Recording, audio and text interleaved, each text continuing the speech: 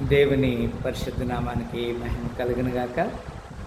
ఈ సాయంకాల పునరుత్థాన ఆరాధనలో అనగా మే మాసము 17వ తారీఖు సాయంత్రం 6 గంటల సమయంలో మనము దేవుని యొక్క లేఖనాన్ని ధ్యానించడానికి దేవుడు మనకి ఇచ్చిన చక్కని అవకాశాన్ని బట్టి కూడిచ్చిన సంఘ బిడ్డలందరికీ ప్రేమపూర్వకంగా పునరుత్థాన శుభములు కలుగును గాక. పిల్లరా, ఈ దినమున ఉదయకాల ఆరాధనలో మనము 1వ సమూయేలు గ్రంథము 22వ అధ్యాయము 2వ వచనంలో మనం చూడగలిగిన మాట, మరియు ఇబ్బంది గల వారును అప్పులు చేసుకున్న వారును అసమాధానం ఉండేవారును అతని యొద్దకు కొడుకొనగా అతడు వారికి అధిపతి అయ్యాడు. అతని యొద్దకు ఎక్కువ 400 మంది వచ్చుండిరంట. ఇది కొన్నిసార్లు మనకు ఆత్మీయ మేలు నిమిత్తమై దేవుడు మన హెచ్చరిక చేస్తున్న సందర్భం లేదు. ప్రతి వారి జీవితంలో ఏదో ఒక విధంగా సమస్యలు అనేవి ఇట్ ఈస్ షో. సమస్య లేని మనిషి అంటూ ఎవరు లేరు. సంఘముగా మనం దేవుని సహాయం కొరకు మనం కూడినప్పుడు ఇలాంటి ఎన్నో ఇబ్బందులకి మన జీవితంలో అనుభవం కలిగి ఉన్నాం. ఇక్కడ ఈ 1వ సమూయేలు 22వ అధ్యాయం 2వ వచనాన్ని అనుసరించి కొన్ని మాటలు వాక్య భాగం నుంచి కొన్ని మాటలు మనం చూస్తాం. మత్తయి సువార్త 9వ అధ్యాయము 12వ వచనంలో ఈ విధంగా వ్రాయబడింది. మత్తయి సువార్త 9వ అధ్యాయము 12వ వచనంలో ఈ విధంగా వ్రాయబడింది.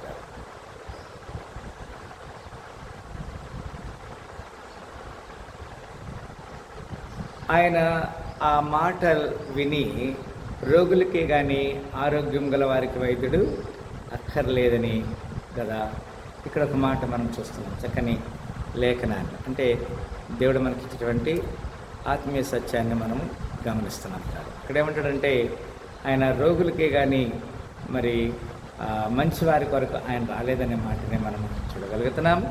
13వ వచనం మనం చూసినట్టు, అయితే నేను పాపుని పిలువచ్చితిని కానీ నీతిమంతుని పిలవరాలేదు కనుక కనికరమనే కోరుచున్నాను కానీ బరిని కోరను అనే వాక్య భాగం ఏమిటో మీరు వెళ్ళి నేర్చుకున్నాడని చెప్పాను. సరే, మన జీవితంలో ఎన్నో అపాయకరమైన సంఘటనలు జరుగుతున్నాయి, ఎన్నో బాధలు కలుగుతున్నాయి. అన్ని విషయాల్లో కూడా దేవుడు సమాధానం, నెమ్మది ఇవ్వటానికి ఆయన సిద్ధంగా ఉన్నాడు. మనలో ఒకవేళ సమస్యలు ఉండొచ్చు. దేవుడు నిన్నే పిలుస్తున్నాడు, నన్నే పిలుస్తున్నాడు. మనకు అప్పులు ఉన్నాయి, సమస్యలు ఉన్నాయి, బాధలు ఉన్నాయి, ఇరుకులో ఉన్నాం. దేవుడు కనికరమును కోరుచున్నాడు, బలిని కోరట్లేదు. కనుక అలాంటి కృపకు మనం పాత్రలుగా ఉండాలి. అక్కడే 13వ వచనం మనం చూస్తున్నాం కదా. ఏమంటాడు అక్కడ, నేను పాపులను పిలవచ్చితను అంటాడు. పాపులు అంటే ఎవరు? ఇప్పుడు ఈ లోకంలో సమాధానం లేనివారు, అప్పులు చేసుకున్నవారు, ఇబ్బందులు కలిగినవారు. అంటే వీరందరికీ ఎక్కువగా కొంత పాపం చేసే అవకాశం ఉంటుంది. వారి యొక్క లైఫ్ సస్టైన్ కావడానికి ఇవన్నీ కూడా జరుగుతున్నాయనే మాట నేను ఖచ్చితంగా చెప్పగలుగుతాను. It is the word of God. Hebrews 2:10 ఈ విధంగా వ్రాయబడింది. హెబ్రీకి రాసిన పత్రిక 2వ అధ్యాయము 10వ వచనంలో ఈ విధంగా వ్రాయబడిన ఉంటారు.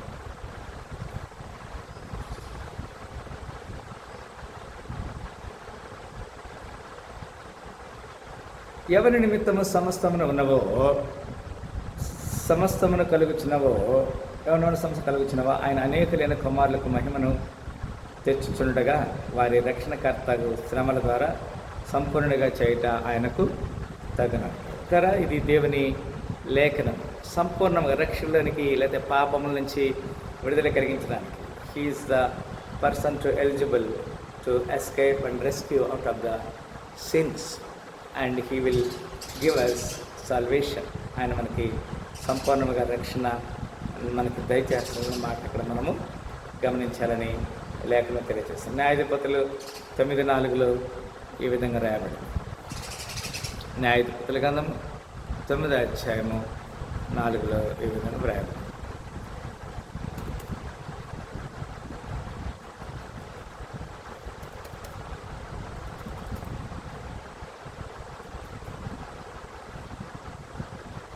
ఇక్కడ ఏం చెప్తుంటే న్యాయాధిపతులు 9:4 చక్కని మాట, అప్పుడు వారు బయల్పెరీతు గుడిలో నుండి 70 తులముల వెండి తెచ్చి అతనికి ఇయ్యగా వాటితో అబీమెలెకు అల్లరి జనమునకు కూలికి పెట్టుకొనెను, వారు అతని వశమున ఉండిరి.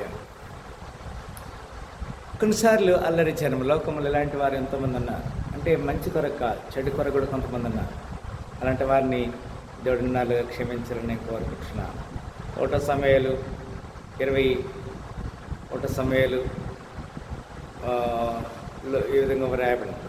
1 సమూయేలు గ్రంథము 23వ అధ్యాయము 13వ వచనంలో, అంతటా దావీదు దాదాపు 600 మంది అయిన అతని జనములు లేచి కీలాలోని నుండి తరలి ఎక్కడికి పోగలరో అక్కడికి వెళ్ళిరి. దావీదు కీలాలో నుండి తప్పించుకొనిన సంగతి సౌలు విని వెళ్ళక మానెను. అక్కడ దాదాపుగా అదుల్లాము గుహలో అయితే 400 మంది ఉన్నారు, కానీ ఇక్కడ కీలాల నుండి పారిపోయినప్పుడు దాదాపుగా 600 మంది అని ఇక్కడ లేఖనంలో స్పష్టంగా మనం చూడగలుగుతున్నాము. ప్రియులారా, అంత మాత్రమే కాదు, 1 సమూయేలు 25వ అధ్యాయము 7వ వచనంలో ఈ మాట రాయబడింది. నీ యొద్ద గొర్రెల బొచ్చు కత్తిరించేవారున్నారన్న సంగతి నాకు వినబడెను. నీ గొర్రె కాపరులు మా దగ్గర ఉండగా మేము వారికి ఏ కీడును చేసి ఉండలేదు. వారు కర్మేల్లో ఉన్నంతకాలము వారేది పోగొట్టుకొనలేదు. ఇది కూడా మనం చూసినట్లయితే మరి అబిగయీలు నాబాలు విషయమై జరిగిన సంభాషణల భాగముగా మరి దావీదు దగ్గర పనిచేసేటువంటి వారు మరి నాబాల్ దగ్గరికి వచ్చి వారు చెప్పినటువంటి ఈ యొక్క కన్వీనియన్స్ల భాగంగా వారు సహాయం అడిగినప్పుడు వారు చెప్పిన మాటలు ఇక్కడ జ్ఞాపకం చేసుకుంటున్నాము. 2 సమూయేలు 2:3లో ఈ విధంగా వ్రాయబడింది. మరియు దావీదు తన యొద్దనున్న వారందరికీ వారి వారి ఇంటి వారికి తోడుకొని వచ్చాను. వీరు హెబ్రోను గ్రామంలో కాపురం ఉండిరి. How great expectation what God have given. ఇది దేవుని యొక్క ఉద్దేశాన్ని మనం అర్థం చేసుకుంటున్నాం. దేవుడు దావీదు తన యొద్ద ఉన్న వారిని వారి వారి ఇంటిలో తోడుకొని వచ్చాను. వీరు హెబ్రోన్లో గ్రామంలో కాపురం. ఎన్ని శ్రమల్లో దావీదు he was escaping out of the dangerous. దేవుడు అతన్ని ఆశ్రయించాడు. సమాధానముగా తన నీతి రాజ్యానికి వారసులు చేయడానికి దేవుడు ఏర్పాటు చేసుకున్న వ్యక్తిలో దావీదు ఒకడుగా మనం జ్ఞాపకం చేసుకుంటున్నాం. అంత మాత్రమే కాదు, 2వ దినవృత్తాంతాల గ్రంథము 13వ అధ్యాయము 7వ వచనంలో ఈ విధంగా రాయబడింది. 2వ దినవృత్తాంతాల గ్రంథం 13వ అధ్యాయం 7వ వచనం. సొలొమోను కుమారుడైన రెహబాము ఇంకను బాల్య దశలో నుండి ధైర్యం లేని వారిని ఎదిరించుటకు కలిగిన శక్తి లేకున్నప్పుడు వారు అతనితో యుద్ధం చేయుటకు సిద్ధమైరి. మరి సొలొమోను తర్వాత మరి రాజ్యాన్ని తన కుమారుడైన రెహబాముకి ఇచ్చినప్పుడు అతడితో ఎంతోమంది యుద్ధాలు చేశారు, కానీ దేవుని సహాయం చేత అతను జయించిన సందర్భాన్ని మనము జ్ఞాపకం చేసుకుంటున్నాము. యోబు గ్రంథము 30వ అధ్యాయము 6వ వచనం. ఇంకొక మాట చెప్పి నేను ముగిస్తాను ప్రయత్నం చేస్తాను. యోబు గ్రంథము 30వ అధ్యాయము 6వ వచనం. నేను నేల సందుల్లోనూ బండల సందుల్లోనూ వారు కాపురం ఉండవలసి వచ్చినట్టు. ఇది నేటి మన యుద్ధ దినాల గురించి చూసినప్పుడు they are in the bunkers. నేల సందులలోనూ అంత మాత్రం కాదు, బండల సందుల్లో కొండల్లో కూడా చాలామంది వారి నివాసం ఏర్పాటు చేసుకొని they want to rescue or they want to escape out of this wars. Present scenario of the 2026. Now we have to see this rating of the scripture is fulfilled in our days. It is what God's plan. దేవునికి ఏర్పాటు. కీర్తనలు 14:142 వచ్చిన విధంగా రాయబడింది. గుహలో ఉన్నప్పుడు దావీదు చేసిన ప్రార్థన దైవ ధ్యానము. నేను ఎలుగెత్తి యెహోవాకు మొరపెడుచున్నాను, ఎలుగెత్తి యెహోవాను బతిమాలుకొనుచున్నాను. కొన్నిసార్లు మనము చేసే ప్రార్థన దేవుడు అంగీకరిస్తున్నాడు అని చెప్పడానికి ఏమాత్రం కూడా సందేహం లేదు. మనము ఆత్మీయ జీవితంలో ఎలుగెత్తి దేవునికి మొరపెట్టినప్పుడు దేవుడు మన ప్రార్థన ఆలకిస్తాడని ఇక్కడ లేఖనములో మనం చూడగలుగుతున్నాం. ఈ సాయంకాల ఆరాధనలో పునరుద్ధానారాధనలో పాల్గొన్న ప్రతి బిడ్డని దేవుడి నిండాలుగా దీవించి ఆశ్రయించినగాక. ఇక్కడ లేఖనంలో మనం చూసాం కదా, అసమాధానం ఉన్నవారు, అప్పులు చేసుకున్నవారు, ఇబ్బందులుగా ఉన్నవారు దావీదు దగ్గరికి వచ్చారు. మరి నేటి మన దినంలో ఆత్మీయ జీవితంలో కూడా అలాంటి వారుగా మనలో చాలామంది ఉన్నాం. మనము దేవుని సహాయం కొరకు ఎదురు చూసినప్పుడు దేవుడు మనకి జవాబిస్తాడనే మాట ఇక్కడ లేఖనంలో నుంచి మన హెచ్చరిక చేస్తున్నట్టు మనం మనసారి చేయబడదాం. దేవుని రాజ్యానికి, నిత్య రాజ్యానికి మనం మనసారి చేయబడదాం. అలాంటి కృపలో దేవుడు మన ఉండాలని దీవించని కోరుకుంటున్నాను. అలాంటి కృపకి మన పాత్రలకు ఉందాం. ఈ సాయంకాల శుభముతో దేవుడు మనందరం ఉండాలిగా దీవించి ఆశీర్వదించినగా ప్రార్థన చేస్తాం. స్తోత్రములు, ప్రేమ గల తండ్రి, చక్కని లేఖనాన్ని మా జీవితం మీద అనుమతించారు.